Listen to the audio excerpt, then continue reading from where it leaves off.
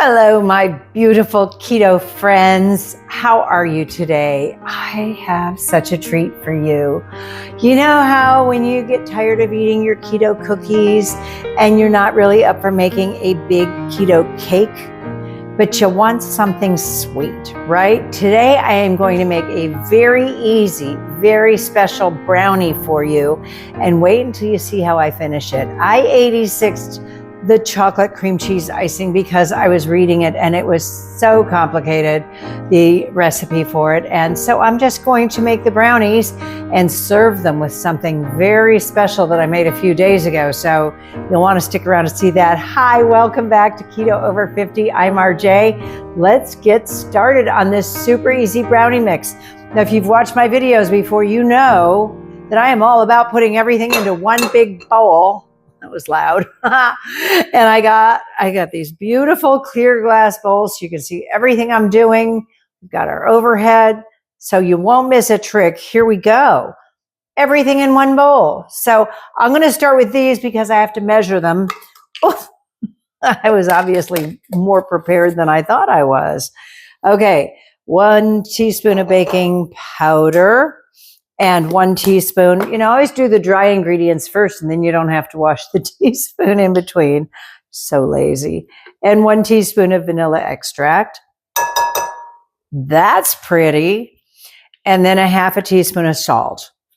And I didn't pre-measure these because I only have so many clear glass bowls, So, and I always go shy on the salt. I don't know how you feel about it, but I just don't like a whole lot of salt in much of anything. But that's a ½ teaspoon of salt.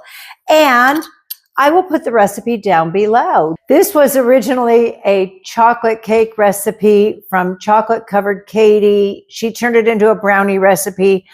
As usual, I modified a few things. And after my lemon loaf cake fell, I was afraid to just use allulose. And I needed 2/3 cup of sweetener. So I mixed half and half allulose and the erythritol monk fruit blend. So we'll see if this falls. I'm going to have to give up on the allulose. I think that was 2/3 cup. I did 1/3 and 1/3. And then we have a cup of almond flour. We have some coconut oil.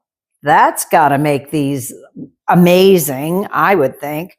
And then we have butter. I think it was 1/3 cup of butter too.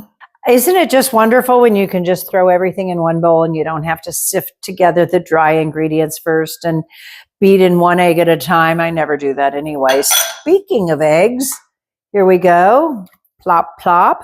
So we've got our eggs, and I want to give you a little tip. Whenever you're making anything chocolate, use a little bit of espresso powder. And this is really just about a 1/4 teaspoon of espresso powder. You could use a little bit of espresso or some coffee. And then there was, I think it's a 1/4 cup of unsweetened cocoa. And the recipe called for that plus 2 tablespoons of Dutch cocoa. I didn't have that. But you know what I have is I had cacao powder. So I put in 2 tablespoons of cacao powder. And that's it. Let's blend it up and see what we've got. This could be my shortest video yet. I have a tendency to take the mixer out of the bowl as I'm turning it off. And batter goes everywhere.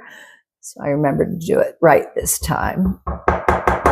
I prepared a 9-inch square pan because that's what I thought the recipe called for, but it's an 8-inch square pan. So I moved the parchment over into an 8-inch square pan, and that's it. And then I wanted to get really creative with some chips, some sugar-free Lily's chips.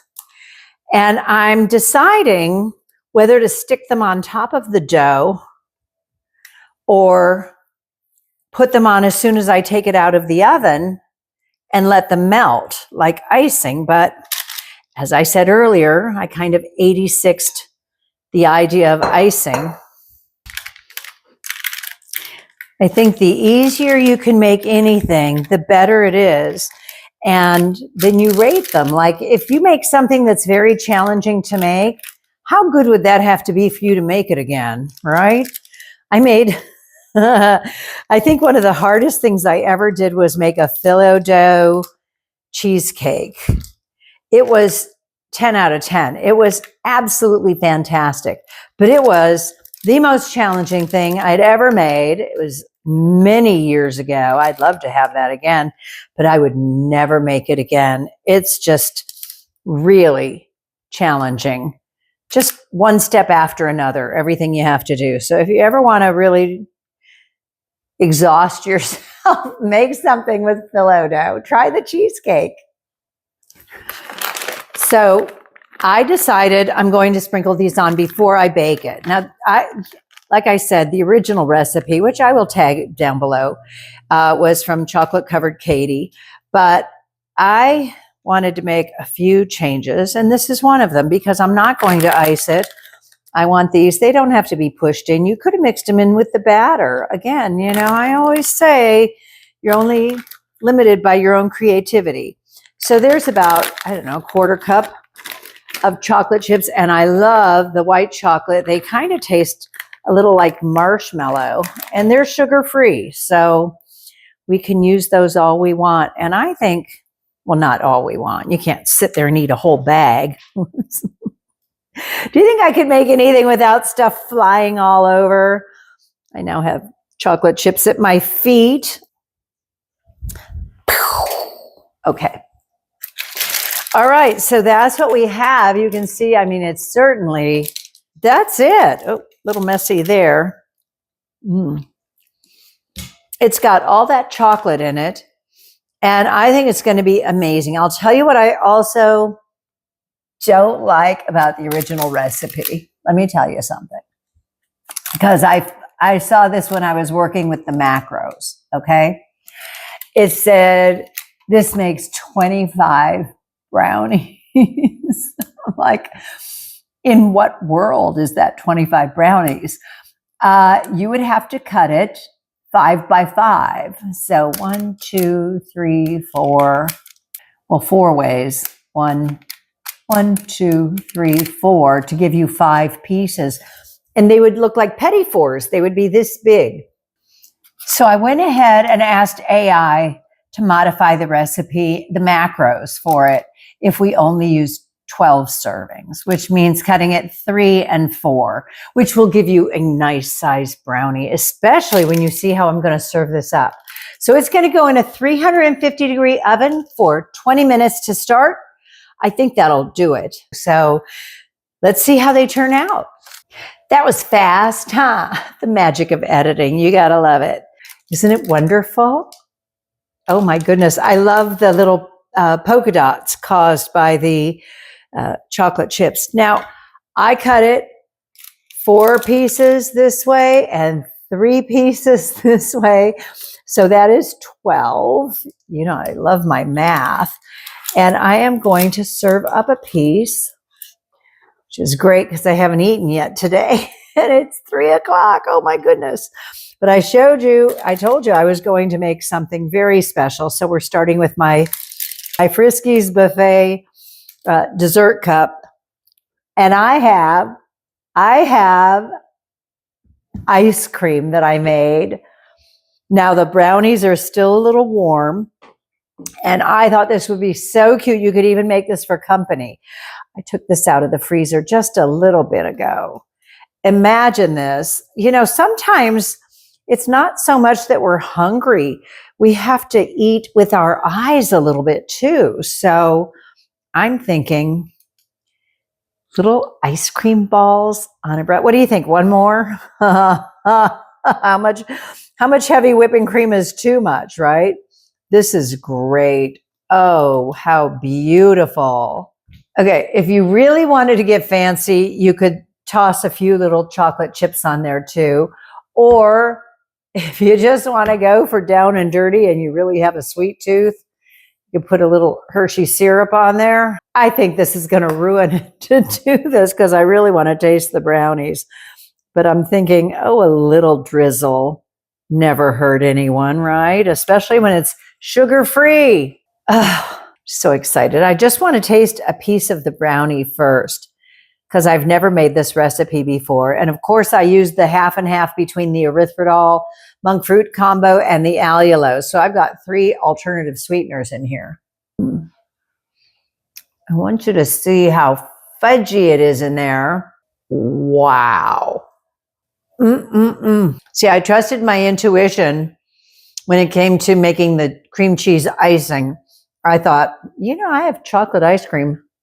And I put a little espresso in that too. Anytime you're cooking something chocolate, add a little bit of coffee extract, espresso, or just some powdered espresso, and see how that does. It just really brings up that chocolate flavor.